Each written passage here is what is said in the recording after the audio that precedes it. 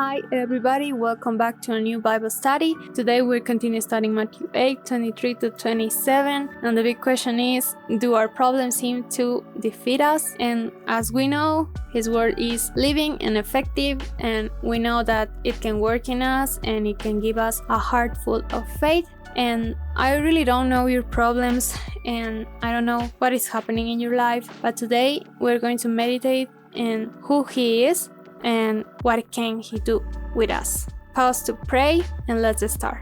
Matthew 8, 23 to 25 say, "Now when He got into a boat, His disciples followed Him, and suddenly a great tempest arose on the sea, so that the boat was covered with the waves, but He was asleep. Then His disciples came to Him and awoke Him, saying, 'Lord, save us, we are perishing.'" Many people believe that if they follow Christ, they are not going to have problems, they are not going to be in difficult situations, they are going to be so fine and well. And the truth is that that's not the thing that is going to happen. As we see in these verses, they were with Jesus and they follow Him, and even though Jesus was with them, they had a difficult time. The big difference is that with Christ we can be confident and we can rest in all these problems. I love how the verse says that the storm was so big that the waves covered the boat. The waves were so powerful, the water is heavy and can destroy the boat. And we have to understand that they weren't exaggerating. They were fishermen, they knew the sea, and even though they knew the sea, they were terrified. And Jesus was sleeping.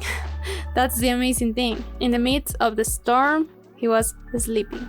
And Jesus was so connected with God, and He understood the power that God has. He was at rest because He knew that God was with Him. And this made me think in a verse that we find in the Bible that says, "Nobody comes to the Father except through me." And without Christ, we don't have that access. Without that sacrifice in the cross, without Him dying and resurrecting and giving us this grace and this gift of salvation, without that we can't have access to God. But now we have. Now we can experience what Jesus was experiencing. We can have that relationship and that confidence and that peace that God is with us. And if our Father is with us, why are we so afraid of the waves? I don't know what happened in your life. I don't know if you have problems in the school, in the family, at work, in any area of your life, but those are your waves, and we have to learn how to react to that. We have to see Jesus, how He rested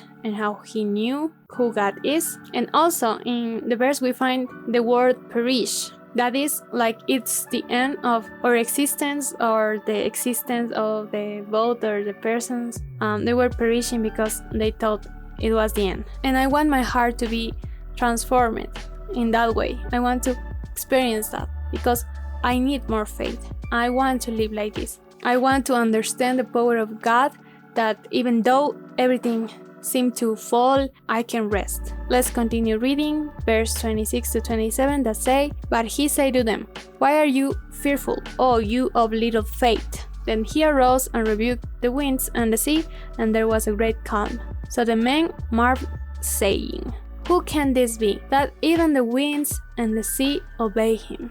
And here we find fear together with little faith, and that made me think that when we're filled with fear, we are only thinking in that. We can forget that God is with us and who God is. We have to understand who God is. God is able to calm any storm, any problem that seems to drown us and end us completely. And the most beautiful thing about what He does is that He calms everything completely. And I love this verse because it says there was a great calm. It's a big calm. No one else has this power, only Christ. People around Him were amazed by Him and they saw Him doing a lot, but they didn't understand who He was. And we can be in church doing devotionals and thinking that we're close to Jesus, and yet our heart don't know who God is. We can live walking with fear even though we are with Jesus. So we have to understand who He is and believe in Him. Let's live knowing who is walking with us.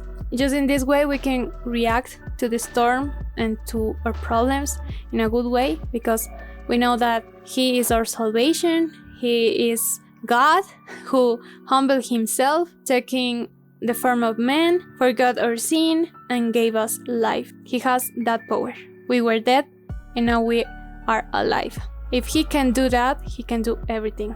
Meditate in that. Ask yourself, do you know Christ? Do we really trust in Him? Are our problems bigger than God?